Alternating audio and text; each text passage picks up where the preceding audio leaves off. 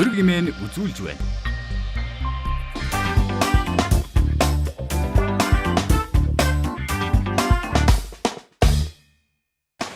За сайн байна уу? Ажил нь амжилттай юу? Сайхан байцсан. Бидний цаг гаргасан баярлалаа. Хэдийгээр чамаагүй нийлээл хоршоо байгуулаад ах юм бол мөнгө авах юм бол одоо манай мал аж ахуй удаач салбар сайжирч юм шиг. Тэгээд тийм бизнес төлөвлөгөөгүй явсаар ирсэн юм уу? Одоо жишээ нь 5 7 төвчдөр бол ирээд өнөөдрийг хүртэлх ажлын тайлан байсан болохоос биш. Одоо цаашдаа 3-5 жилийн төлөвлөгөө байхгүй байгаа. Тий, миний хувьд болохоор яг жагсаалтын нэгээр жагсуулсан шалтгаан бол энэ гэж бодож байгаа. Өнгөрсөн хугацаанд Улаанбаатар хотын асуудлыг шийдэх гаргаж исэн төсөл, хөтөлбөр, шийдвэрүүд бүгдээрээ одоо мэрэгжлийн бус одоо шийдвэр гэх юм уу те. Тэгэхээр одоо Прус 20 хүн жишээ нь машинаа сайжруулъя, Прус 30 болгоё гэхээр одоо хэцүү болчиход байгаа шүү дээ. Яг дугаар олголтын хязгаарлалтаас болоод 2 дахь машин, 3 дахь машинаа битээ аваач л гэж байгаа тийм зүйл байна. Таныг яаж олж авсан юм бол Монгол Ардын нам?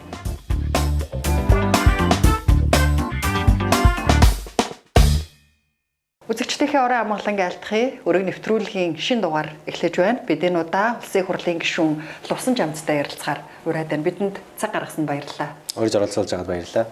За, таныг ер нь жагсаалтын нэгт бичигдсэн болохоор их анхаарал татж байгаа шиг байна те. Тэгээд дээрэс нь яг хот төлөвлөлтийн инженер мэрэгчлээ учраас за нэг ч гэсэн бас юм мэрэгчлийн хүн ороод ирлээ. Араа өөрөөр ажиллах байхаа гэсэн өндөр хүлээлттэй бас их анхаарч одоо сонгогчдын зүгээс, олон нийтийн зүгээс их анхаарч байгаа шиг байна.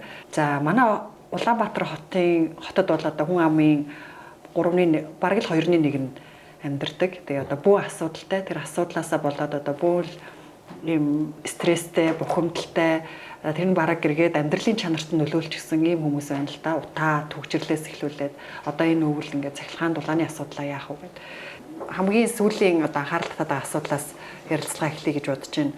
Машины дугаар олголтыг хязгаарлаад эхэлсэн. Энэ нэг талдаа төгжрлийг бууруулах шийдвэр боловч нөгөө талдаа одоо хүний эрхийг зөрчиж байна гэд хууль зүйн сайд нь хүртэл хүсэлт өгсөн шүү дээ.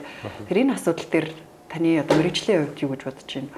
Үнэхээр төгжрлийг бууруулж чадах уу? Тий, аливаа хотод амьдарч байгаа хүн амаасаа хамаарат авто замынхаа сүлжээнээс хамаарат мөн одоо нийтийн тээврийн үйлчлэгийн тогтолцоо нь ямар байгаа. Тэрнээсээ хамаарат автомашины тоог хязгаарлах одоо арга хэмжээ авдаг. Өмнө ч гэсэн одоо 2012 оноос хойш хэрэгжүүлж эхэлсэн зүйл бол дугаарын хязгаарлалт буюу одоо ажлын өдөр болгон 20% машин явахгүй гэсэн тийм шийдвэр гаргаад хэрэгжүүлж ирсэн шүү дээ. Уг нь бол энэ богино дунд хугацааны шийдэл байсан боловч хэтэрхий удаан хэрэгжүүлж гисэн. Тэгээ нөгөө талдаа ямар асуудал үүссэн гэхээр нэг өрх нэг машинтай байсан чинь машин явдаггүй, машин гардаггүй өдөртөө болчингод 2 дахь унаага аваад эхэлж байгаа. Ингэснээрээ сүүлийн жилүүдэд одоо маш их автомашины тоо нэмэгдээд одоо ингээд жишээ нь энэ жил ихэд бараг 100 гаруй мянган автомашин хилээр орж ирж байгаа гэсэн тийм дата байгаад байгаа. Энэ ингээд нэг талдаа ингээд хэрэгээ зөвшөөрөөд ингээд яваад ах юм бол бүгдээрээ л хохирно. Тэгэхээр бид нэр ингээд олон одоо төгжрлийг шийдэж байгаа олон арга хэмжээ авах чануудын нэг хэсэг л зүйл гэж бодвол зүгээр болов ойлгохыг хүсэж байгаа. Цаашдаа бол энэ ямар болох хэвээр гэхээр сая хэлжсэн одоо ажлын өдөр дугаарын хязгаарлалт хийхээ болоод нэг өрх нэг машинтай хангалттай амьдрах боломжтой энэ нөхцөл нь бүрдэх боломжтой нийтийн тээврийн ч гэсэн дагаад хөгжиж авах хэрэгтэй. Айл өрхийн худалдаж авах машины тоог хязгаарлана гэсэн үг юм. Нөхцөл хангаж байгаа үгүйгээр л хязгаарлана гэсэн үг л дээ. Жишээлбэл одоо зогсоолтой байна уугүй юу те. Эзэмшиж байгаа орон сууцнд хороолтой зогсоол байна уугүй юу. Дээрээс нэмээд тухайн одоо автомашин унахад тухайн машин өөрөө одоо байгаль дээлтэй байна уугүй юу. Нас нь одоо хуучин байна уугүй юу те. Тэгэж үзэхгүй бол бид нар одоо ихэнх одоо Улаанбаатар хотод явж байгаа машинуудын ихэнх нь 10-аас жилийн насжилттай болчиход байгаа шүү дээ. Тэгэхээр ийм байдлаар ингээд боломжийн хэрээр бид нар ингээд автомашиныгаа тоог хязгаарлах хэрэгтэй байгаа. Гэхдээ нөгөө талдаа бас хүмүүсийн одоо зорчих эрхийг хязгаарлаж болохгүй. Энэ бол сая хэлжсэн нийтийн тээврээр зорчих одоо таатаа зорчих боломжийг бид нар богино дунд хугацаанд одоо бүрдүүлэх ёстой. Ер нь яг манай хотод ингээд төгжрлийг шийдвэрлэх шийдвэр гаргаад тэрэндээ ингээд тууштай байхгүй олон нийтийн зүгээс ингээд нэг өвөн чинь ийм асуудалтай шүү дээ. Яхаараа одоо хотын төв рүү орохоор татвар нэмэх ёстой. Бидний машиныг үзэмжээр ялгаж хотын төв рүү оруулахгүй гэлээ гэдэг ч юм уу. Ингээд дандаа эсэргүүцэлтэй болохоор нөгөө шийдвэрээ хүчингүй болгочтой. Нэг тууштай хэрэгжиж байгаа шийдвэр нь ганцын дугаар хязгаарлалт шиг байна л да. Том хотуудад ер нь яадгийг одоо чинь Токиод яадгийг. Тий, миний хувьд болохоор яг жагсаалтын нэгээр жагсуулсан шалтгаан бол энэ гэж бодож байгаа. Өнгөрсөн хугацаанд Улаанбаатар хотын асуудлыг шийдэх гаргаж исэн төсөл хөтөлбөр шийдвэрүүд бүгдээрээ одоо мэрэгжлийн бус одоо шийдвэр гэх юм уу те мэрэгжлийн байдалтай тууштай байж чадаагүй болов уу гэсэн зүйл маш их харагддаг байсан. Би ч гэсэн гадаадад ажиллаж байхдаа яг тэр талаас нь ажигладаг байсан л та. Тэгэхээр уг нь бол аливаа мэрэгжил салбар гэдэг зүйл чинь тууштай бодлого нь байгаад богино дунд хугацааныхаа төслүүдийг хэрэгжүүлээд иргэдэд өгсөн амлалтаа биелүүлээд явж явах хэрэгтэй. Ийм зүйлийг хэрэгжүүлснээр бид нэр ийм үр дүнд хүрэх гэж байгаамаа. Тэгэхээр одоохондоо бол хэцүү байж магадгүй. Гэхдээ богино дунд хугацаанд энэ асуудал шийдэгдээд явна гэсэн зүйлийг мэрэгжлийн тайлбартаагаар мэрэгжлийн шийдэлтэйгээр тэр гаргасан шийдвэртэй тууштай байж ах хэрэгтэй байсан боловч одоо ингээд сошиалаар ингээд сэвэд эхэлдэг ч юм уу те их олон хүмүүс шүүмжлээд эхлэхээр за би мэрэгжлийн шийдвэрээсээ буцлаа гэсэн тийм шийдвэр гаргаж чадсан. Яна устрын хувь таалагдтал боллоо гэдэг буцаад байдаг. Тийм тэгэхээр ийм асуудлыг л зэгцлэхийн тулд яг бусад өмнө гарч исэн шийдвэрүүд нь мэрэгжлийн үгүй юу гэдэг дээр мэрэгжлийн шийдвэр байж чадсан уу? Удирдлагууд хотыг удирдах байгаа удирдлагууд яг мэрэгжлийн шийдвэр гаргадаггүй юу гэдэг дээр эргэлзээд магадгүй одоо бухимдлаа илэрхийлдэг баг л та. Тийм мэрэгжлийн шийдвэрүүд бол ихэнх нь бол гарч исэн. Гол нь хэрэгжүүлж чадаагүй гэсэн. Хэрэгжүүлэлт дээрээ тууштай байгаад төсвийн хөрөнгө оруулалт, хувийн хвшилтэйгээ аж ахуйн нэгжтэйгээ ярилцаад гол нь иргэдийнхээ оролцоотойгоо зөв байсан бол хэрэгжих боломжтой байсан болов. Таны сая асуусан Токио хот ямар байдаг вэ гэсэн те Токио хотод жишээ нь автомашин эзэмшихийн тулд өөрийнхөө гэрээс алхаад 20 минутын зайн дотор зогсоолтой байх хэрэгтэй гэсэн шаардлага тавьдаг. Тэгэхээр тэр зогсоолын гэрчлэгийг одоо үйл хөдлөлийн гэрчлэгээ гэж байгаа шүү дээ. Тэр гэрчлэгийг харж агаад за та машин аваад тэрнийг ингээд энэ тэнд зам дээр тавиад байхгүй боломжтой хүн юм байна. Тийм болохоор танд машины одоо худалдаж авах эрхийг олгож байна гэсэн тийм. Гэрийнхаа дороо ахаад өөр газар уу? Гэрээсээ 20 минут алхах зайн дотор түрээсийн ч байж болно, эсвэл өөрийн ч байж болно. Ямар нэгэн байдлаар би авто зогсоолтой гэсэн зүйлээ нотлох шаардлагатай байхгүй. Бүр 20 минутыг заачдаг юм тийм. Энэ нөгөө хотынхоо стандартаар авчиж байгаа байхгүй. Тэгэхээр зөвхөн Токиоч биш, ер нь дэлхийдээ хотод бүгдээрээ тийм. Тэгэхээр энэ нөхцөл байдлаа тавиал тэрнийг хэрэгжүүлээл одоо хангаж байгаа хүмүүст нь л одоо машинтай болёо л гэсэн зүйл. Түүнээс ш баян ядуугаар ялгаж байгаа ч гэдэм үү те. Энэ хотод чинь ганцаараа амьдарч байгаа биш, ганцаараа машин унах гэдэг зүйл байхгүй шүү дээ. Бүгдээрээ хамтдаа амьдардаг, хамтдаа бүтээж байгаа хот учраас тэрнийг ойлгох хэрэгтэй болов гэж бодож байна. Тэгэхээр одоо Прус 20 хүн жишээ нь машинаа сайжруулъя, Прус 30 болгоё гэхээр одоо хэцүү болчиход байгаа шүү дээ. Яг дугаар алгалтын хязгаарлалтаас болоод. Тийм, одоо тэгэхээр нөгөө өөр одоо байгаа дугаараа дараагийн авч байгаа шинэ машинтай шилжүүлж болгож болно шүү дээ. Хоёр дахь машин, гурав дахь машинаа битээ аваач л гэж байгаа тийм зүйл байна. Түүнээс ш ерөөсөө машин жолготод хориод байгаа ч юм уу тийм зүйл ерөөсөө байхгүй. Төсөв дээр яагаад дуурсангүй вэ? Шинэ гишүүд дээр бас хүлээлт өндөр байлаа. Мэргэжлийн хүмүүс илүү одоо нөө тэ үрхүү зардлуудыг сайн харж шүүмжлэх хаа гэсэн хүлээлттэй байлаа. Байнгын хороо болон нэгдсэн чуулган дээр бол төсвийн талаар байнга хэлжсэн л та. Зүгээр л зурагтаар олон нийтэд хүрээгүй л гэсэн тийм зүйл болсон баг. Миний тавьж байгаа зарчмын байр суурь гэх юм бол төсөв ямар үр дүнд хүрж байгаа гэдгийг тодорхой болгож үзүүлээч гэсэн зүйлийг тавьчихсан. Жишээ нь хөдөө аж ахуйн яам дээр татаасаар 400 тэрбум төгрөг олгогдсон байдаг. Энүүгээр малчтын орлого сайжирсан юм уу? Хөдөө аж ахуйн салбарын бүтээмж дэвшилсэн юм уу гэдэг. Энэ одоо хувийн хвшлэр хамт KPI гэж хэлдэг шүү дээ. Шалгуур үзүүлэлт гэж байгаа тийм. Энэ шалгуур үзүүлэлтээ бид нэр хэмжиж чадж байгаа мó? Ингэж их мөнгө зарчаад үр дүн байхгүй зүйлчүүд зөндөө байдаг шүү дээ. Эднийгээ зэгцлэхгүй мó гэдэг зүйлийг аяг маш их хэлжсэн. Тэгээ зарчмын зөвлөлтөд саналдаж гисэн. Яамн дээр 700 тэрбум. Одоо 2025 оны төсвөдөр 555 тэрбум төгрөгийн татаас урамшуул олгоно гэж байгаа. Тэгснээр шалгуур үзүүлэлтээ маш алдаатай тавьчихсан байгаа. Жишээл нь одоо шинэ хоршоо хөдөлгөөн гэж хийж байгаа шүү дээ.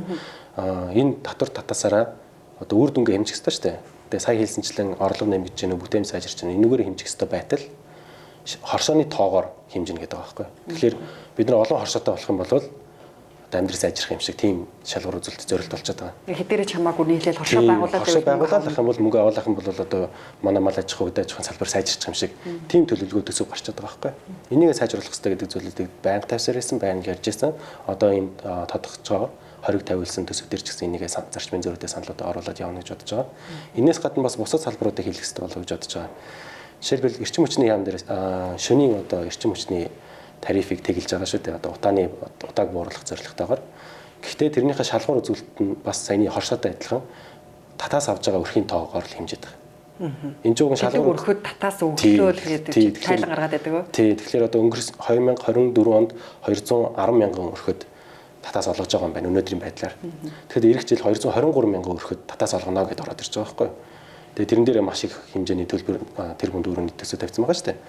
Тэг чи уг нь энэ бидний хүрч байгаа зорилго чинь утаагаа бууруулах хэрэгтэй шүү дээ. Үндсэн зорилго юм. Тийм үндсэн зорилго нь тийм. Энэ ингээд алдаатай байгаа. Ер нь манай ингээд төсвийн төлөвлөлтийн бодлогын баримт бичгүүд бүгдээр ингээд бүгдийг нь бол гэж хэлэхгүй. Ихэнх одоо 40-50% нь бол тал орчим хувь нь бол ийм алдаатай бичиг баримтууд, бодлогын бичиг баримтууд болж байгаа. Энийг нь засахгүйг бол одоо төсөө зөвхөн танаад ч гэдэм үү те. Үнэхээр хэрэгтэй газар бол төсөө байх хэрэгтэй шүү дээ. Тэгэхээр нөгөө шалгуур үзүүлэлтэн зөв бөгөөд үр дүн үзүүлж байгаа төслүүд байх юм бол энэ дээр төсөв тавих хэрэгтэй. Тийм л зорилгоор одоо засгийн газар байгаа, улсын хурал байгаа, тийм л ажил хийж байгаа хүмүүс шүү дээ. Хүрж байгаа үр дүнгээ буруу тавьчихлаар тэр чинь айгүй том алдаа болоод байгаа. Энийг л засах хэрэгтэй гэдэг зүйлийг би одоо дараагийн 4 жил ч гэсэн тогтмол энийг хийж явж бодож байгаа. Ялангуяа өөрийнхөө ажиллаж байгаа салбаруудын хувьд ч гэсэн. Яг ийм тоон үзүүлэлтээр үр дүнгийн хэмждэггүйгээс болоод одоо төрийн хөгжил компаниудын бүтээмж хэмжигддэггүй шүү дээ. Тэгээд өндөр төсөв тавиал байдаг, тэжээгдэл яваад байдаг. Тэгээд яг юу хийдгийг дандаа 2-3 компаниас бусд нь ашиггүй ажилладаг. Тийм. Энэ дээр бас яг адилхан ажил төрийн бодлогын байнгын орон дээр би байдیں۔ Тэгээд тэнцээ төрийн компаниудыг одоо нэг нэгээр нь одоо сонсгол хийж байгаа. Энэ дээр бас миний тавьж байгаа. Одоо хийгээд явж байгаа. Одоо хийгээд явж байгаа тийм. Өнгөрсөн хугацаанд бид нэр Эрдэнэс даван толгойн нүүрс баяжуулах үйлдвэр дээр хийсэн. Нефт боловсруулах үйлдвэрийн одоо ажлын одоо компанитай хийсэн. 5-7 төлөвчтэй бас хийсэн. Төрийн өмчт компани ч гэсэн компани учраас бизнес төлөвлөгөө гэж байх хэрэгтэй. Ашигтай ажиллах юм уу, ажилгүй ажиллах юм уу? Яавал ашигтай ажиллах боломжтой юм бэ гэдэг тийм. Дээрээс нэмээд ихэнх компаниуд бол хөрөнгийн өгөөж гэж ярьдаг тийм. Return on одоо equity гэж ярьдаг тийм. Хөрөнгийн өгөөж. Тэр нь хэдэн хувьтай байх юм гэдэг ганц л тоогоор уг нь бариад явах хэрэгтэй л да. Гэтэл тэр тоогоо гаргаж өгдөггүй ч гэдэм үү тийм. Цаашдаа гаргах чагаа ч юм уу. Тийм одоо нөхцөл байдалтай байгаад байгаа. Тэгээд тийм бизнес төлөвлөгөөгүй явсаар ирсэн юм уу? Одоо жишээ нь 5-7 төлөвчдөр бол ирээд өнөөдрийг хүртэлх ажлын тайлан байсан болохоос биш. Одоо цаашдаа 3-5 жилийн төлөвлөгөө бол байхгүй байгаа. Ялангуяа тэрнээс гаднаас утаа буурахгүй байгаа нь одоо та нар бууруулж чадж байгаа гэж бодож байгаа юм уу? Чадахгүй байгаа гэж бодож байгаа юм уу? Үр дүнгээ яаж хэмжсэн юм бэ гэх. Тэгээд асуухлаар одоо бас нэг алдаатай зүйл байна. Сая хэлсэн шалгуур үзүүлэлтэнд одоо утааг бууруулах тоонууд байх хэрэгтэй шүү дээ, тийм. Утааны одоо их үүсрэх юм бол PM2.5 хамгийн нөгөө жижиг одоо ширхэгтэй одоо агаарыг бохирдуулж бодсон. PM10 хөхөр, азот гэсэн ийм дөрвөн зүйл одоо утааг агаарыг бохирдуулж байгаа тийм. Манай одоо энэ төлөвлөгөөн дээр тусгацсан байгаа зүйл нь болохоор PM2.5-ыг л хэмжиж байгаа. PM2.5-ыг л хэдүүгээр бууруулах гэсэн зорилго. Хүн тоосон цэрэг юм. Тийм. Тэгэхээр чин PM10 азот хөхрөө одоо хэмжиж чадж байгаа мөхлөр бас хэмжиж чадахгүй. Ялангуяа аймгийн төвүүд одоо аймгийн төвч бүгд утаатай болчиход байгаа шүү дээ. Аймгийн төвүүд хэмжиж нөхлөөс чадахгүй байх. Эрдэнэ дархан хотоос хэмжиж чадахгүй байх. Улаанбаатар хот гэхэд PM2.5 хэмждэг зарим газар байхад зарим төхөө хэмжин азот хөхрөө хэмждэг гэх юм те. Тэгэхээр энэ бүх одоо үнэхээр утаатай бид нэр утаагаа байхгүй болгоё гэж бодож байгаа бол саяны хэлсэн энэ дөрвөн зүйлийг л байхгүй болгох хэрэгтэй шүү дээ.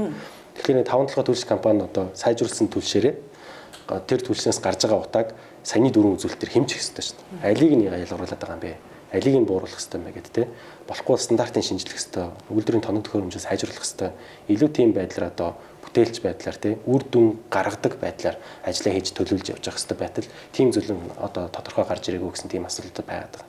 Цаашдаа ч гэсэн энэ дээр төрийн өмчт компаниуд дээр ялангуяа энэ асуудлуудыг тавиад явж байгаа. Ерөнхийдөө засгийн газрын хэмжээнд бол цаашдаа зорж байгаа зүйл бол саяны хэлсэн хөрөнгийн өгөөж гэдэг зүйлийг төрийн өмчт компаниуд дээр 5%-аас дээш байлгана гэсэн зорилт бол тавьж байгаа. Тэгэхээр одоо нэг нэгээр нь одоо сонсгол хийгээд энэ 5%-д яавал хүрэх юм бэ та нар гэсэн тийм одоо зүйлийг энэ ажлын хэлэх талаас нь шахаад явах хэрэгтэй гэсэн улсын хурлын гишүүн үүргээ биелүүлэх гэж бодож байгаа. Тэгэхээр 5-7 төлшийг одоо ойрын хугацаанд энэ сайжруулсан төлшөө яаж сайжруулж байгааг одоо энэ дөрвөн үзүүлэлтээр ингэж хэмжих үгүй юу гэдэг төлөвлөлт зорилго юу ч байхгүй өнөөдөр хүртэл явж байсан гэсэн үг үү тийм. Яг тодорхой хэмжээний нөгөө түүхий гэх юм уу тийм. Уг нь бол нөгөө байгууллагын төлөвлөгөө гэдэг чинь одоо жишээлбэл одоо ховцоо эзэмшдэг хурал дээр зарладаг төлөвлөгөө гэдэг чинь маш улирал болгон хуралдаа тэрийгэ тайлгнах хэрэгтэй шүү. Гүйцэтгэлээ тайлгнаад цаашдын одоо төлөвлөгөө шинжилээд ч юм те шаардлагатай бол тэгээд явах хэрэгтэй. Төрийн өмчт компани ч гэсэн бүгд ийм байдлаар явах хэрэгтэй. Чадахгүй бол хувьд нь өгдөг ч юм уу, хувьчилдаг ч юм уу те. Менежментийн шинжилгээг нь бүр одоо өөр хувийн компанид олгодог ч юм уу. Тийм байдлаар шинжилт хийхгүй бол энэ одоо дотроос нь ингээд өөрсдөө сайжирч чадахгүй байгаа төрийн өмчт компаниудыг одоо татврын мөнгөөр ингээд угжаад яваад байх бол буруу гэж бодож байгаа. Сайжруулсан төлш ярьсан дээр таны хувьд Японд байхдаа энэ талаар бас судалгаа хийж ирсэн юм байлээ. Тэгэхэд ямар үр дүн хэмжигдэжсэн бэ? Мастрын ажлыг би Улаанбаатар хотод хэрэгжүүлж байгаа. Утааг бууруулах арга хэмжээнүүдийн төсөл, хөтөлбөр, хөрөнгө оруулалтын хэмжээ, авч байгаа арга хэмжээнүүд нь хэдийн хэмжээ утааг бууруулах боломжтой юм бэ гэсэн одоо нээлттэй өгөгдөл гэх юм уу те мэдээллийг зөвлөж хагаад симуляц буюу одоо хэдэн жилийн дотор ямар байдлаар бодлого хэрэгжүүлэх юм бол бууруулах боломжтой гэсэн тийм ажил хийжсэн. Тэгээд энэ дээр оролцуулж байсан арга хэмжээ төсөл төлбөрүүд нь болохоор одоо гэр хорооллын дэд төвүүдийн бүтээн байгуулах те төрийн орон сууцны компани ипотекийн хөнгөлөлттэй зээл дээрээс нэмээд утаагүй зуух гэж бас нэг хэсэг явсан шүү дээ. Тэгээ сайжруулсан төлж гисэн. Энэ зүйлүүд дээр яг утаанд ямар нөлөө үзүүлэх юм бэ гэсэн зүйлүүдийг хараад үзэхэд бол төдийлөн одоо дөрвтэй утааг бууруулах боломж байхгүйсэн. Нэг арга хэмжээ нэмж авах юм бол утааг бууруулах боломж бүртгэр байгаа. Тэр нь бол дулаалгын стандартыг яг одоо Монгол орны нөхцөлд Улаанбаатар хотын нөхцөлд таарсан хэлбэрээр нь стандартаа мөрдүүлээд тэрнийг хэрэгжүүлэх гэсэн зүйл. Би нөө блог их бичдэг байсан судалгаа. Орон сууцсан дээр хувийн байшин дээр гэр болон байшин дээр гэсэн. Орон сууц энэ офисын барилгууд дээр ч гэсэн хэрэгжүүлэх шаардлагатай байгаа. Жишээлбэл Германы пассив стандарт гэж байдаг. Энэ болохоор дулаалга маш сайн хийгээд битүүмжлээ сайн хийгээд агарч болтой системийг ухаантай болгочих юм бол ухаалаг болгочих юм бол утааг бууруулах боломжтой. Эрчим хүчний хэмнэлтийг л хийгээд байгаа юм л да. Тэгэхээр одоо сайжруулсан төлж утаагүй зуух гэдэг зүйл чинь бол эцсийн дүндээ шатааж л байгаа зүйл шүү дээ. Тэгэхээр утаа бол буурахгүй гэсэн үг. Тодорхой дөрвтэй бол буурахгүй гэсэн. Тэгэхээр шатаахгүй байх л аргыг бид нар олох хэрэгтэй. Тэгэхээр орон сууцанд орох юм уу? Эсвэл одоо байгаа гэр байшинг утаагүй гаргах одоо арга замыг олох хэрэгтэй. Тэгээ тэр шийдэл нь юу байсан бэ гэхээр сая хэлсэн дулаалга бодитоор хэлэх юм бол нэг төвд дулаалга. Дор хаяж нэг төвөөр дулаалгах хэрэгтэй. Монгол гэрийн чинь одоо өвөлдөө бид нар 2 давхар эсхийгээр одоо очдөг шүү дээ. Гэтэл шалан дулаалгагүй тоон донгорхой байждаг тийм. Энийг одоо нэг төвд дулаалгахын хэмжээнд шал тоон хан туурахгүй бүгдээр ингээл л дулаалгах хэрэгтэй. Байшинг бас адилхан. Одоо гэр оролт ихэнх айлууд бол өөрсдөө байшингаа барьж байгаа. Self build гэж хэлдэг. Яг дэлхийд ч гэсэн юм л байдаг л да. Self build би одоо 6 харьцах 8 метртэй байшинг одоо өөрсдөө барин мансарттай нэг байшин барьгээд бүгдээр үздэг шүү дээ. Ханаа дулаалдаг мөртлөө таад шалаад дулаалах марчдаг. Тэгээ ханы дулаалгын ч гэсэн нэг 5-аас 10 см ч юм уу. Яг Монголын хас 30-40 хүрдэг энэ нөхцөлд бол байж боломгүй барилгын одоо стандарт байгаа. Тэгэхээр бид нар яг нэг төвд дулаалгах буюу одоо 20-с дээш сантиметр дулаалгыг бид нар хийх хэрэгтэй.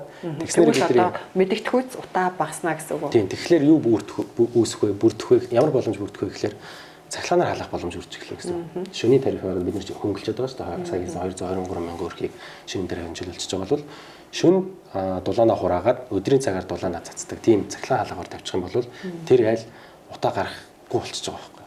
Тэгэхээр ийм бодлогыг бид нар зэрэгцүүлээд явах юм бол 5-аас 10 жилийн дотор бол шинэлэг арга байна. Гэхдээ одоо урайлах хэрэгтэй юу? Ямар байшингийн дулаалж өгөлтэй шүү дээ төр те. Та нар ингээд дулаалаач тэгвэл ядаж ингээд утаа гаргалт чинь багснаа гэж л урайлаад иргэд одоо хариуцлагын үүднээс хийх нь шүү дээ. Тэгээ энэ дээр яг төрийн бодлого хэрэгтэй байгаа даа. Хөөлийн жилүү тийм аян явжсэн шүү дээ. Тэр шиг байшингаа дулаалъя гэж явуулах юм. Тийм. Гэхдээ нөгөө мэдээж сая татаас татварын одоо хуульдсан бодлого хэрэгтэй л дээ. Бид нар одоо нийт утааг бууруулахын тулд хэдэн төгрөг зарцуулж байгаа юм бэ гэдэг. Жишээ нь 5 толгой төлж компани ирэх жил 400 тэрбум төгрөгийн одоо төрөөс татаас авна гэж байгаа байхгүй. Тэгэхээр хэрэг бид нар энэ 400 тэрбум төгрөгөөр нэгэнтээ утаа гаргадаг юмыг дэмжиж байгаа болвол эсрэгээр нь бид нэр дулаалгаж байгаа дулаалга хийх ажлыг нь дэмжих ажил дээр бид нэр татаас олох боломжтой юм. Тэр дулаалгыг хийх боломжтой аж ахуйн нэгжүүд барилгачин те инженерүүд тийм хүмүүс нь байгаа мó байхгүй тэрийг сургах хэрэгтэй бэлтгэх хэрэгтэй нийлүүлэлтийг бид нэр дэмжих хэрэгтэй шүү дээ. Тэгэхгүй нэг татаасын зөвхөн дэмжиж авах юм бол эрэлтийг нь дэмжиж авахлаа үнэн өсөд дулаалгын материалын өндөр өтөх болчих юм бол эсрэгээр бид нэр дахиад утаагаа шийдэж чадахгүй тийм асуудал орчин. Тэгэхээр яг татвар татаасын уялдаатай бодлого буюу та тэгэхээр байшингуудыг яг ингээд дулаалга муу байна гэдгийг судалсан гэсэн үг тийм. Би нөгөө 2011-ээс 16 оны хооронд Монголд ажиллаж исэн зураг төслийн компанид тэр үедээ би бакалаврынхаа судалгаа удирдсан багштай зөв Монголд Улаанбаатар хотод судалгаа хийжсэн. Нийтдээ бараг 100 гаруй гэр ороолын айл өрхөдөр орж исэн. Энэ болохоор qualitative буюу нөгөө чанарын судалгаа гэдэг айл болгоноор ороод нэг айл ойролцоогоор 2-3 цаг болдог байсан. Ямар байшин барьсан байна, материал нь юу байна, ханыхын зузаан байна, шилийнхэн ямар материалаар хийсэн байна, өвөл хідэн одоо тоон нүүрс төлдөйн, ямар зуух ашиглаж байгаа ингээд айгүй олон айлаар 100 айлаар судалгаа хийсэн. Тэгээ хамтарсан одоо судалгаа эрдэм шинжилгээ нэгүүлж гисэн хоёрыг гаргаж исэн. Энэ дэр ингээ гаргаж яхад яг шал та зад дулаалдаггүй юм байна гэсэн үр дүн бол айгүй тодорхой гаргаж ирсэн. Нийтдээ бол нэг 80 гаруй хувь нь бид нөр өөрсдөө байшингаа бариад байгаа. Self build гэдэг байгаа тийм. Тэгээ тэр дотор 80%-ийнхаа яг барилгын одоо дулаалгын мэдлэгтэй ч юм уу туршлагатай хүмүүс тэр 15% байсан байхгүй. Тэгэхээр үлдсэн 85% нь болохоор ямар нэгэн тийм барилгын мэдлэггүйгээр тийм ажил одоо байшин барьчихж байгаа гэсэн. Тэгэхээр хэрэгжүүлэх боломжтой нэг зөвлөмж болгож яах нь судалгааны ажлууч нь зөвлөмж болгож хамгийн сүүлд нь гаргадаг шүү дээ. Тэрэн дээр бид нар гаргаж ирсэн дулаалгыг сайн хийх хэрэгтэй юм байна. Хоёрдугаарт нь байж болох төрийн бодлого нь дулаалгын татаас байж болох юм байна. Гуравдугаар нь таны саясан яндангаа хуулийг одоо аян гэдэг шиг ийм байшингаа барих, өөрөө байшингаа барих гарын авлага гэдэг. Тийм зүйл бас одоо бэлэн байвал хүмүүс бас одоо YouTube-ээр бичлэг гаргаад тий Facebook дээр ингээд хідэн одоо дараалсан ангаар гаргаад тий за суурь ангиж дутагдсан шүү. Суурь ангиж дуулaalдсан шүү. За одоо ханаа ангиж босох нь ийм зүйл дээр анхаарна шүү. Цонхоо эндээс наах юм бол зүгээр цонхоо ингээд хийхдээ амлагааг нь бас дуулaalдаг ч гэдэг юм уу тий. Тийм байдлаар ингээд ийм гарын авлага нь ингээд онлайн болон цаасан хэлбэрээр байх юм бол манайхан ч өөрсдөө гарын одоо эвдүү сайтай янз бүрийн хэр баргийн юм бол өөрсдөө хийждэг хүмүүс шүү дээ. Тэгэхээр тийм бэлэн одоо материал байх юм бол бас өөрсдөө сайжруулах бүрэн боломжтой байна гэж бодож байна. Одоо таны хувьд ингээд судалгааг нь хийжсэн одоо бэлэн одоо судалгааны ажилтай, туршлагатай мэрэгжлийн ингээд яг энэ мэрэгжлийн ажлуудаа санал зөвлөмжүүдээ ажил болгоод одоо юу гэдэг бодлогын зөвлөмж болгоод ингээд ажил болгоод хэрэгжүүлэх боломж байна уу гэж үү? Би айгу энэ дээр айгу сэтгэл хангалуун байгаа. Анхдугаар чуулганаас ахвал би сая хэлсэн үр дүн дээр суурилсан байх хэвээр тий аливаа төсөл хөтөлбөрүүд арга хэмжээнүүд үр дүнгээ яаж хэмжих гээд байгаа энэ зүйлүүдийн саналуудыг хэлэхэд бас нэлээд одоо олон улсын хурлын гишүүд тийм биш дээ. Өнөөдөр хүртэл бид нар ч энэ дээр бас алдчихсан байсан юм байна гэд яг өөртөө хариуцж байгаа салбарынхаа одоо шалгуур үзүүлэлтийг зөв болгох санаачлалууд аягүй их гаргаж байгаа. Энэ бол нэг их хурл дотор хэрэгжүүлж байгаа ажлууд. Тэрэн дээр нэмээд одоо засгийн газрын 4 жилийн үйл ажиллагааны хөтөлбөр болон 2025 оны хөгжлийн төлөвлөгөөн дээр би бас ажлын хэсэгт нь орж ажлыгээ саналаа өгөөд хоёуланд нь одоо ороод ажилласан. Тэрэн дээр бас оролттой яг энэ хот байгуулалтын тогтолцоо, утааг бууруулах, төвжирлийг бууруулах юм цогц бодлого хэрэгтэй байгаа. Нэгдсэн нэг төлөвлөгөөний бодлого руу бид нэ шилжих ёстой. Төлөвлөгөөнд зөвлөсөн төсвийн хөрөнгө оруулалтын бодлогоо шилжих ёстой. Аж ахуйн нэгж болон иргэд оршин суугчдын саналыг одоо иргэдийн оролцоог хангаж байж бид нэр төлөвлөгөө төсөө боловсруулах хэрэгтэй гэсэн ийм зарчмын зөрүүтэй саналуудыг гаргахад их хурлын чуулган нэгдсэн чуулган дээр бол бараг 90 гаруй хувиар дэмжигдээд миний саналууд орсон. Ганц 2 саналууд бол унсан. Ер нь бол өөрийнхөө хийж байгаа ажил одоо хүрч байгаа үр дүндээ бол баг багаар одоо гаргаад явж байгаа болоо гэж бодож байгаа. Хэд хэдэн гишүүнттэй ингээ ярангууд ажил болох процесс, санаачлалууд ажил болох процесс нь яг ингээ ярьдаг те саналаа дэвшүүлдэг удаан байдаг юм шиг л ойлгосон. Тэгээ ер нь ингээд одоо юм шинэлэг эрүүл үзэл бодолтой залуучууд орж ирдэг. Тэгээ нөгөө намын том аппаратанда ороод нөгөө л эргүүлэгт ороод хайрцаглагдаад эхэлдэг гэж шүүмжилдэг л дээ. Мэргэжлийн хүн болохоор байх одоо баталгаа нь юу байх вэ? Улс төрч хүн гэдэг чинь бол ер нь өөрийнхөө санаа үзэл бодлыг бусдад ойлгуулж тэрнийгээ төсөл хөтөлбөр бодлого болгох хэрэгтэй ажил гэж би ойлгодог. Тэгээ энэ ажлыг хийж байгаа. Жишээ нь би яаж хийж байгаа гэхээр нэгд өдөр болгоо одоо бүлгийн хурал байдаг. Тэр бүлгийн хурал дээр би өөрөө материал бэлдээд бүлгийн дарагтаа ийм сэдвэр юмар явна. Үр дүнд суурилсан төлөвлөлт төсөлтийг эдгээр хийхгүй бол одоо энэ төсвийг батлах байгаа энэ үед энийг хэрэгжүүлж чадахгүй бол бид нэр дахиад л одоо өнгөрсөн 30 жил шиг ийм одоо үр дүн гаргаж чаддгүй засгийн газар үр дүнд хүрч чаддгүй их хурал гэсэн ийм нэр гуншин салахгүй юм байна гэсэн 5 6 хуудас материал бэлдээд бүх гишүүдэд хэвлэж тараагаад одоо ойлголцод хүрэж байгаа юм уу те. Тэгээд тайлбарлаад хэлэхлээр мэдээж энэ хуралч нь ойлголт одоо юм шингээж ойлгож тунгаах чадвартай хүмүүс маш олон байгаа шүү дээ. Тийм хүмүүс бол бүгдээрээ дэмжиж авчиж байгаа. Тийм болохоор яг чуулган дээр ингэж ирээстэй шүүхийн одоо дэмжилттэйгээр санал орж байгаа гэж бодож байгаа. Яг ер нь хийх гэж байгаа ажлуудаа зорилго төлөвлөлтүүдээ ингээд тоогоор илэрхийлье гэдэг санаа нь бол үнэхээр таалагдж байна л да. Тэгэхээр одоо манай Улаанбаатарчууд ямар ч гоё зорилго, санаа, шийдэл яриад хүлээж авах болчихж л дээ. Яагаад вэ гэхээр энэ 20 минутын хот гэдэг зүйл бол шинээр үүссэн зүйл бол биш. Саяас нэгдсэн нэг төлөвлөгөө байхгүй болохоор ингэж хэрэгжихгүй байна. Одоо тэгэхээр 26 дугаар хороонд өрхийн имлэг байхгүй, шинээр барих гэхээр газар байхгүй бол яаж шийдвэрлэх гэсэн үг? Одоо миний эрхийг зөрчиж байна гэнгүүл ингэ шийдвэрээсээ буцчихдаг л да. Манайхан нөгөө их хэлдэг нийслэл шууд нүүлгий гэж ярьдэн шүү дээ. Тим юм олон улсад хийдэггүй. Тэгээ Хонконгт болоод байна шүү. Манайд яагаад болохгүй гэж гээд байдаг байхгүй юу? Сошиалар шүүмжлэхээр чи бид нар чи гол нь газар нутагтай шүү дээ. Хонконгийг одоо. Тий, асуулт нэг тодорхой. Та дэнжэний сайхан амьдарч байна л гэдэг тий. Таныг яаж олж авсан юм бол Монгол Ардын нам? Залуугийн төлөөлөл байж чадахгүй гэсэн бас нэг шалгуур үзүүлэлт байсан юм шиг байлаа. Гэр бүлтэй юу? Та одоо 20 минутын хотын ажлын хэсгийг ахалж байгаа тий. Тэгэхээр одоо манай Улаанбаатарчууд ямар ч гоё зорилго, санаа, шийдэл яриад хүлээж авах болчихж л дээ. Одоо метротой болго мөрөөдлөн замгарсан гэдэг шиг 20 минутын хот гэж юу ч ярьж байгаа. Одоо гэрээсээ гараад 20 минутын дотор сургуульдаач хүүхдээ хүргэж өгч чадахгүй байж энэ бол одоо ингээ холын зорилго юм шиг ойлголоод байх шиг байна. Тэгэхээр яг энэ ажил дээр жишээ нь ойрын 2 жилийн хугацаанд юу хийчихсэн байх юм? 20 минутын хот ажил дээр. Одоо 20 минутын үндэсний хорон дээр 20 минутын хотын үзэл баримтлал боловсруулах ажлын хэсэг бий ахалж байгаа. Одоогийн нөхцөл байдал Улаанбаатар хот, Эрдэнэт дархан хот жишээ болгоод 10 аймаг сумын төвийг үнэлгээг нь эхлээд хийж байгаа. Сая нөгөө бидний хөрх үр дүнгээ тодорхойлохын тулд одоо суур үзүүлэлт тодорхой байх хэрэгтэй шүү дээ. Тэгэхээр эдрийг бид үнэлгээг хийж байгаа. Тэгэхээр жишээнд одоо Баянгол дүүргийн зарим хороод дээр бол аль хэдийн 20 минутын хотынхоо шаардлагыг хангацсан хороодууд байгаа. Яагаад вэ гэхээр энэ 20 минутын хот гэдэг зүйл бол шинээр үүссэн зүйл бол биш. Хамгийн анх бол энэ болохоор neighborhood unit гэдэг Америкт үүсчихсэн хот төлөлтийн арга барил. Ер нь энэ сургууль, цэцэрлэг буюу боловсролын үйлчилгээ, эрүүл мэндийн одоо анхдагч үйлчилгээ, ногоон байгууламж болон нийтийн тээврийн зохицолтой 20 минут дотор хүрдэг байя гэсэн юм төлөвлөлтийн одоо философи гэх юм уу аргачлал гэсэн үг л дээ. Энийг нь Оросууд ороод микрорайон гэдэг нэрээр хэрэгжүүлсэн. Улаанбаатар хотод 1-р хороол, 3-4-р хороол 19 гэдэг 13-р хороол эдгээр бол бүгдээ микрорайон буюу яг энэ 20 минутын хотын үзэл баримтлал төлөвлөлтийн аргачлалыг ашиглаад хэрэгжүүлсэн хотын одоо хот төлөв. Бид нар энийг л одоо дахиж одоо шинжилээд авах нэр нь л өөрчлөгдсөн болохоос бид нар өмнө яг хийж исэн зүйлийг л бид нар дахиж яг бодитоор үр дүнд хүрэхээр хийж байгаа. Тэгэхээр эх 2 жилийн хугацаанд бол бид нар бүх хороодод 20 минутыг болно гэж амлуулж боломжгүй. Яа тэгэхээр сая хэлсэн Баянгол дээр бол аль хэдийн болцсон байна тий. Одоо Сомын хайрхан дүүрэг дээр гэнгүүт 22 3 дугаар хоронгууд жишээ нь автобусын зохицолгүй хороодод байна. Тэр их сургууль цэцэрлэгийн одоо хүртээмжээр хэмжиж гин үү? Юугаар хэмжиж байгаа вэ? Баянгол дүүргийг жишээ. Болцсон байна гэдэг юм. Хоёр аргаар хэмжиж байгаа. Боловсрол дотор бол бид нар боловсролын хүртээмж болон боловсролын чанараар хэмжиж байгаа. Хүртээмж нь болохоор гэрээсээ 20 минут дотор алхах боломжтой сургууль нь байна уугүй юу? Чанар нь болохоор одоо 1000 хүүхэд нэг ангид ногдож 1000 хүүхэд ногдож байгаа багшийн тоогоор хэмжиж байгаа. Тэгэхээр чанарыг сайжруулах ажил бол боловсролын яамны хийх ажил. Хүртээмжийг сайжруулах ажил бол хот байгуулалтын салбарын хийх ажил. Хороо болгон дээр бид нар өөр төлөвлөгөө гарч ирнэ гэсэн үг л дээ. Яг энэ хорон дээр юу дутуу байгаа? Тэрийг нь салбар яамдууд нь энэ хорон дээр сургууль хэрэг одоо хөрөлцөхгүй байгаа юм байна. Энэ дээр 20 минутын хот гэдэг дээр айгүй тийм энгийнээр тайлбарлах юм бол манай улс нэг л төлөвлөгөөтэй болъё гэсэн зорилготой. Одоо ингээ ямар байдалтай байгаа тэгэхээр би нөгөө докторийн ажил дээр яг ийм социалист хот төлөлт хот байгуулалт бодлогын арга гэдэг энэ харьцуулсан судалгаа Хятад Вьетнам Монгол дээр хийжсэн. Хаана алдаа нь байсан гэхэлэр ингээд босоо хаваалттай. Яам болгоо газар болоо. Босоо удирдлагатай гэж ярьдэн шүү дээ. Эрүүл мэндийн яам ингээл эрүүл мэндийн үйлчилгээ ингээл дагаа авчдаг.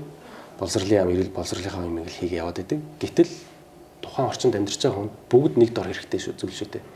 Тэр хүмүүс дээр суурилсан буюу иргэдийн оролцоотойгоор хот төлөлтөө хийгээд тэрнийгээ дагсан яамдуудын ажлын төлөвлөгөө төсвийн хөрөнгө оруулалтууд гарч ирэх хэрэгтэй байдаг. Сая хэлсэн шалгуур үзүүлэлт үнэлгээнүүд нь гарч ирээд за бид нэр яашаа зорих хэрэгтэй мэ гэсэн тоонууд нь бэлэн болоод тэгээд хийгээд явна гэсэн.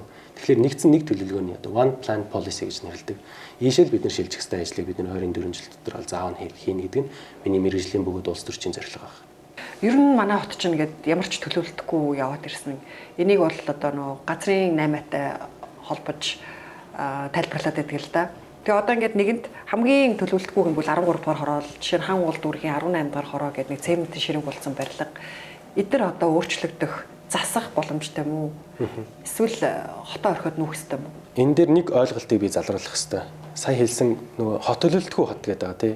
Хот төлөвлөлттэй хот. Гэтэ хитрхи их төлөвлөгөөтэй хот байхгүй. Сая хэлсэн нэгдсэн нэг төлөвлөгөө байхгүй болохоор ингэж хэрэгжихгүй байгаа даа. Яагаад бид нар ингэж Баян зүрхийн 26 дугаар хороо энэ төр байгаа шүү дээ. Одоо жишээ нэг гад бараг 2000 хүн амьдарч байгаа байхгүй. Хамгийн зохистой хүн амын одоо нягтрашил нэг гад 450. Манай барилгын Ноорон ба дөрөн дээр ч гэсэн нэг га дээр 460 хүнээс хэтрэх ёсгүй гэсэн тийм одоо зорилго байдаг, стандарт байдаг. Мөн тийм стандарт байдаг. Тэрийг дагаж газраа олгодохгүй гэсэн үг. Тийм, сая хэлж байгаа нь хитрхи олон төлөвлөгөө байгаад байгаа нэгтэй тэр байхгүй. Манайд газар зохион байгуулалтын ерөнхий төлөвлөгөө гэж байгаа.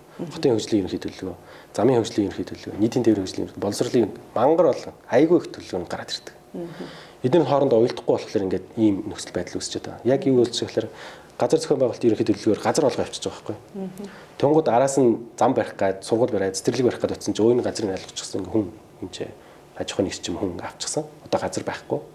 Чөлөөлөх ёстой. Чөлөөлөхийн тулд 40 сая төгрөг төлөх ёстой. Эсвэл хэдэн тэрбум төгрөг төлөх ёстой гэдэг. Баян зүрхийн 26 дугаар хороо гэдэг чинь яг л тэр байхгүй. Газрын төлөвлөлт олгоо явчихсан дэд бүц бүх юмнасаа төлөвлөлтөөсөө ингээл хотын төлөвлөгөө одоо сургуулийн те эрүүл мэндийн төлөвлөгөө хийхэд 26 дугаар хороонд өнөөдөр өрхийн имлэг байхгүй байгаа байхгүй. Ийм байдлаар энийгээ сайжруулахын тулд бид нэгдсэн нэг төлөвлөгөөд орох хэрэгтэй. Одоо шийдээд явчихдаг юм. Тийм байж болохгүй. Нэг л төлөвлөгөөтэй бид нар байх хэрэгтэй. Түр өөрсдөө хоорондоо дотроо ярилцж байгаа л нэг л төлөвлөгөө гаргаад ард түмэнд бидний төлөвлөгөөр 20 жилд ингэж хөгжүүлнэ.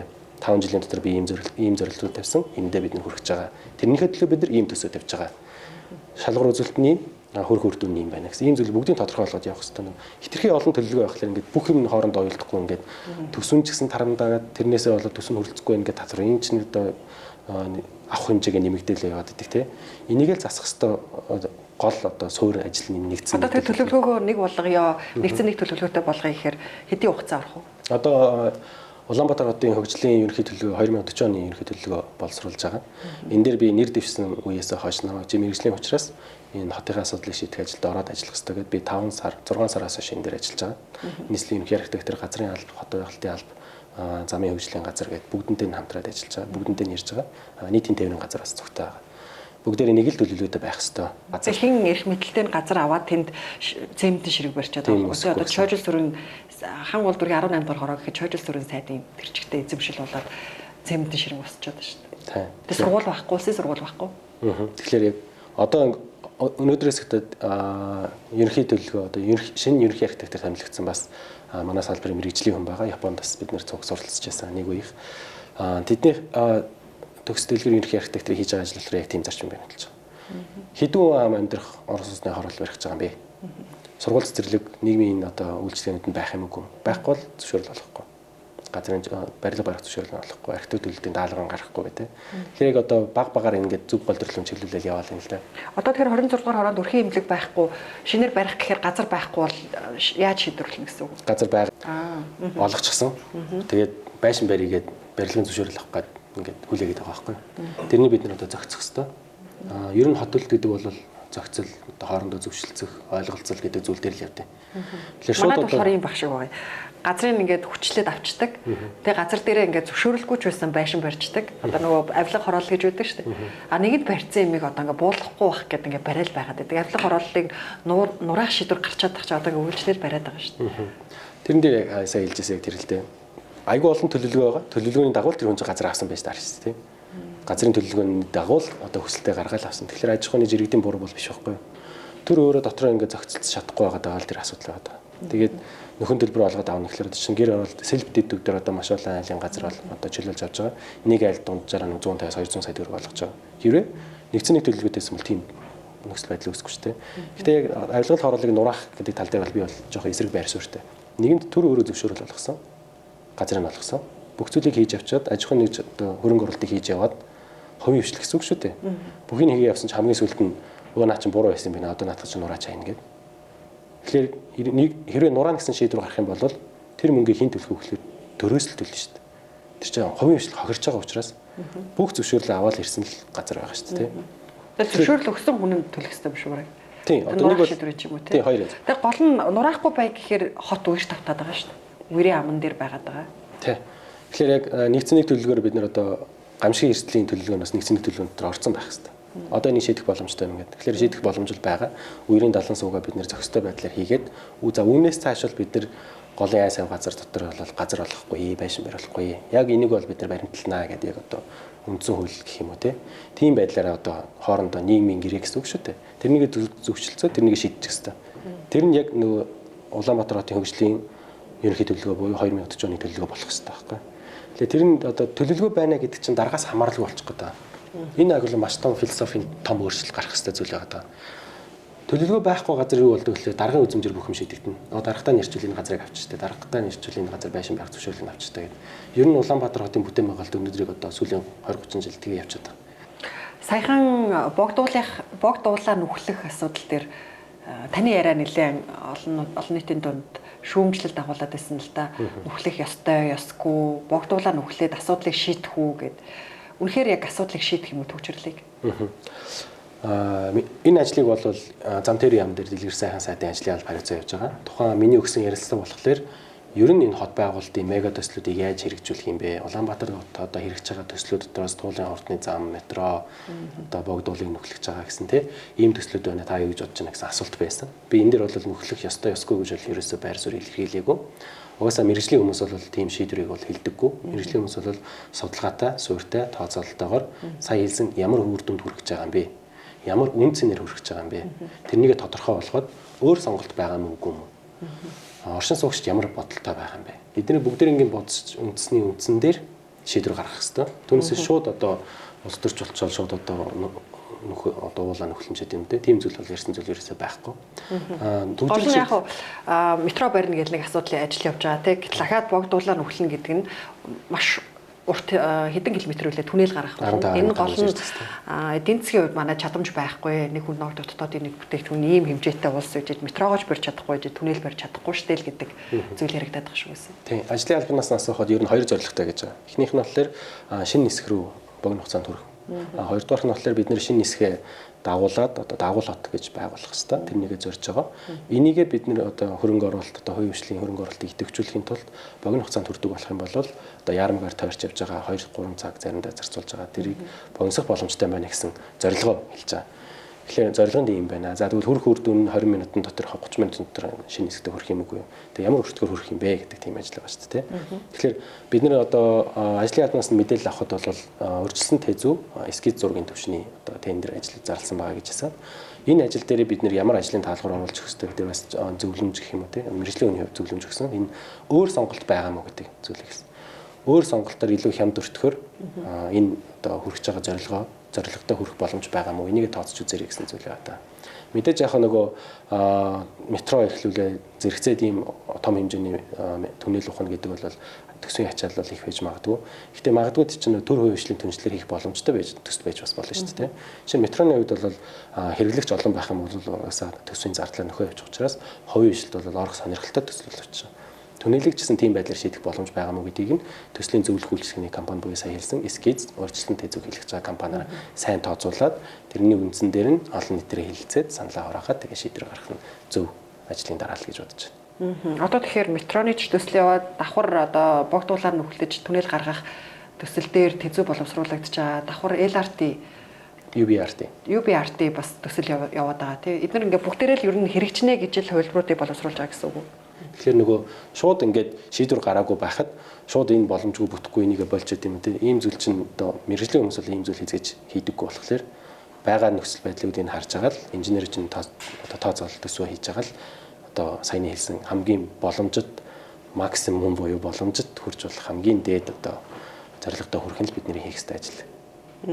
Тэгээ яг болохгүй юм байна гэдгийг тэгж их хугацаа алдаж тэгж тэзүү боловсруулна гэдэг чинь бас баггүй хэмжээний мөнгө шүү дээ. Тэгж мөнгө үржиж дараа нь бараг мэдэх байсан юм уу гэдэг байна л да. Тэг яг манай улсын хувьд манай гэлтгүй ер нь хөгжиж байгаа орнууд ийм том мега төсөл хэрэгжүүлэх гэхлээр хүний нөөцөнд байдаггүй. Сая хэлсэн урьдчилсан тэзүү зураг төсөл гэдээ байгаа те. Хөрөнгө оруулалтын боломжит одоо хувилбарууд санхүүжилттэй хэдийн хугацаанд нөхөх гээд ийм төслүүдийг бүгдээрийн одоо хийгээд хэрэгжүүлж чадах хувь шилжээд юм уу эсвэл яамд ажилдаг мэргэжлийн хөлөөр тоодоо итгэл юм байна. Тэгэхээр тэр хүмүүсээ бид нар одоо эхний ээлжинд хамгийн дөрөнд миний ойлгож байгаагаар бол метроны төсөлтөд тэр хүмүүсээ цуглуулчихсан байгаа. Дараагийн төслөө бид нар ярьж эхлэхээр тэр хүмүүс чинь нэгэнтээ юм том төсөл дээр ажиллаж байгаа болохоор дараагийн төслийг ярих боломжгүй болчиход байгаа. Тэгэхээр бид нар одоо метро барьж дуустал дахиад мега төсөл ярихгүй гэж болохгүй шүү дээ. Тэгэхээр боломжтой одоо өртгөөр нь бид нар ажлыг нь хийлгээд явах хэрэгтэй. Гэтэ яг нөгөө тухайн үн өртгийн хувьд бол бид нарыг олон улсад байж болохоор хамгийн боломжит үнийн саналыг л авч бид нар хийх хэрэгтэй гэдэг дээр бол би тийм зарчмын байр суурьтай байгаа. Одоо ингээд за манай хот бол төлөвлөлтгүй биш төлөвлөлттэй хот юм ба. Тэрхий олон төлөвлөлттэй юм байна гэдэг. Гэтэ ер нь бол маш богино гэнэ одоо маш жижиг газар дээр л ингээд шамбарлагдчихад байгаа шүү дээ. Тэлэх асуудал шаардлагатай юм шиг л зүгээр л ингээд энгийн хүний нүдээр харахад тэгж харагддаг л да. Одоо жишээ нь та өмнө ажиллаж исэн гэсэн шүү дээ. Одоо их сургуулиудыг хотоос гаргах. Одоо ч гэсэн ингээд шийдвэр нүг нь гарцсан хэрэгжтгүүлэхээс биш 100 айл барилгын материалын том захууд даа хүрээгээд автомашины захуудыг хотоос гаргая гэд шийдчихэд байгаа юм хэрэгжтгүү. Тэгээ олон улсад энэнийг ер нь яаж хэрэгжүүлдэг юм? Түрүү ярьжсэн тийм гаргасан шийдвэрээсээ буцаал нэг хэдэн хүмүүс одоо миний эрхийг зөрчөөд байна гэнгүүл ингээ шийдвэрээсээ буцчихдаг л да. Манайхан нөгөө их хэлдэг нийслэлээ шууд нүүлгий гэж ярьдэн шүү дээ. Тим юм олон улсад хийдэггүй. Ер нь хот байгуулалтын мэргэжлийн салбарт ч гэсэн тийм зүйлийг бол шууд гэж ярьдаггүй.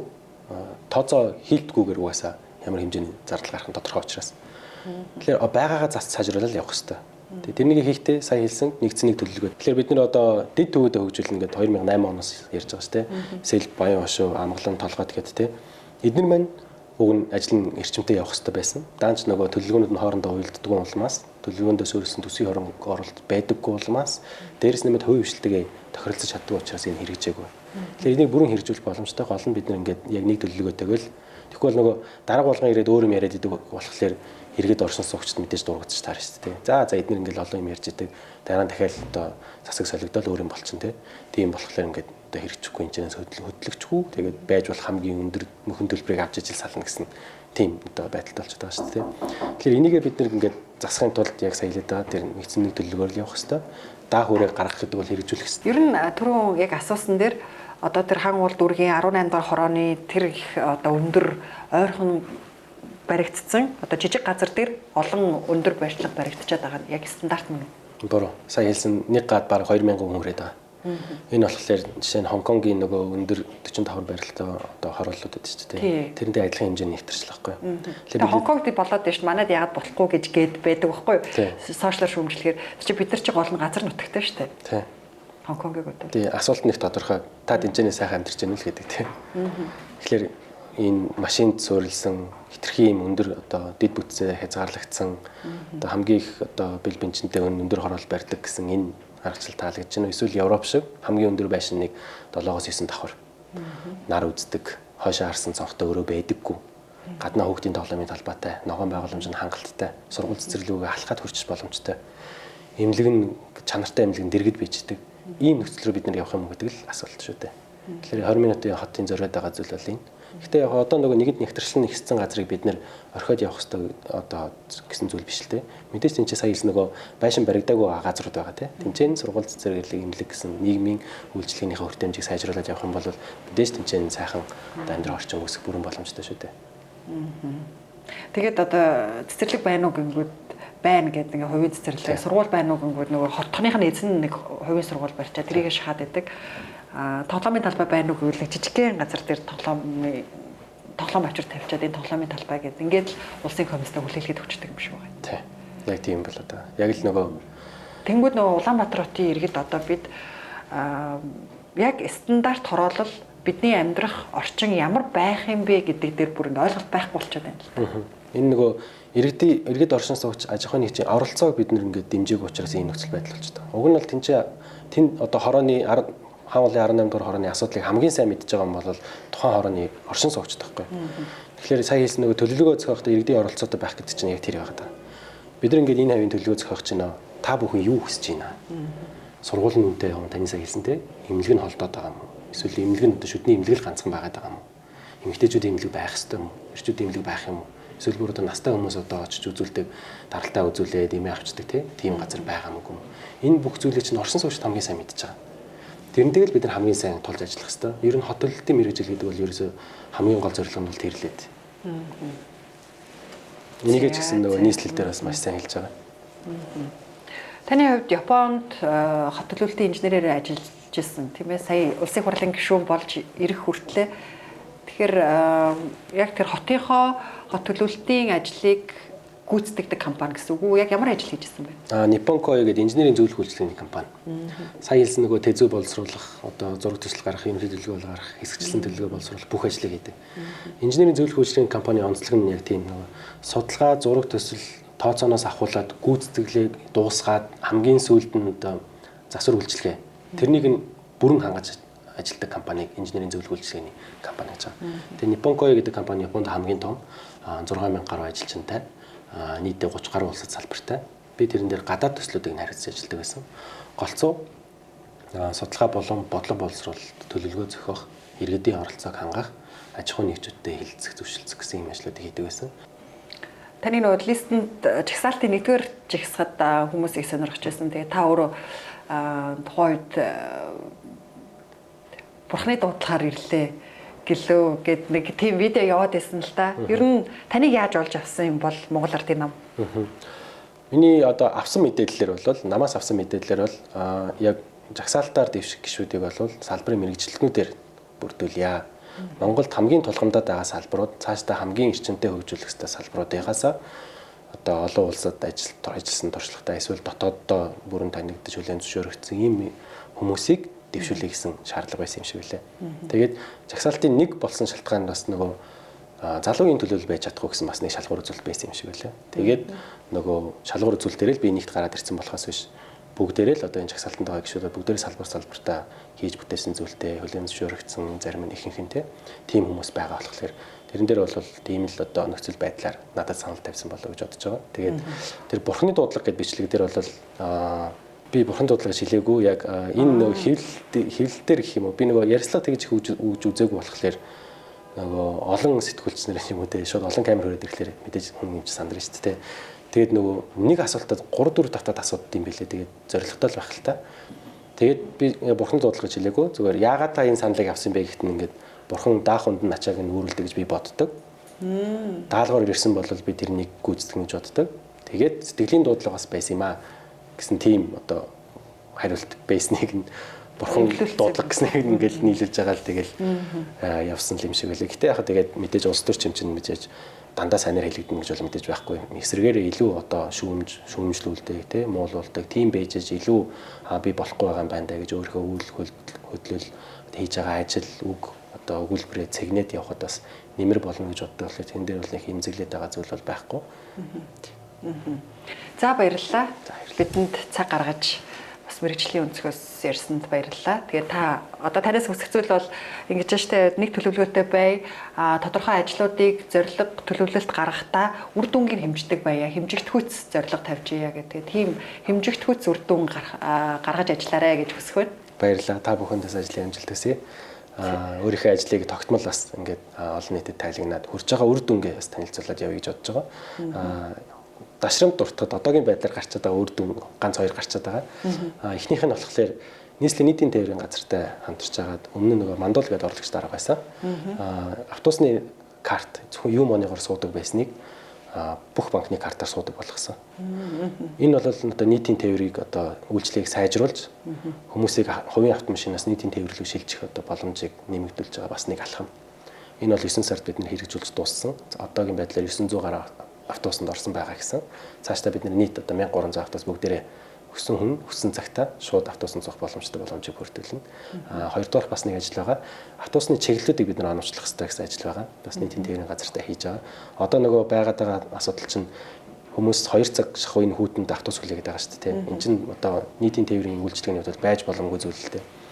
Гэтэл нөгөө нэг чиглэлд 7 автобус явдаг байтал нэг талдаа 6 автобус гарчаа, нэг талдаа 1 автобус гарчаад байдаг те. Тэгээ чиглэл нь бас ойлгомжгүй байдаг те. Энэ ажлуудыг бид нэр оновчлох ажил хийгээд яармгийн чиглэлд бид нэр эхний ээлжинд чиглэлүүдийг оновчтой болгоё гэж зөвхөн ингээд буудлуудын нэрийг бичсэн байдаг биш. Газрын зураг дээр өнгөөр ялгаж хагаад аль дугаартай автобусанд суул хаана хүрэх юм бэ гэдгийг шууд хараад ойлгомжтой байхаар тийм одоо газрын зургийн шинжилгээ ажлыг хийсэн. Цаашдаа бид нэр ингээд хотыг одоо нийтэд нь тийм болох ажлыг төлөвлөд явж байгаа.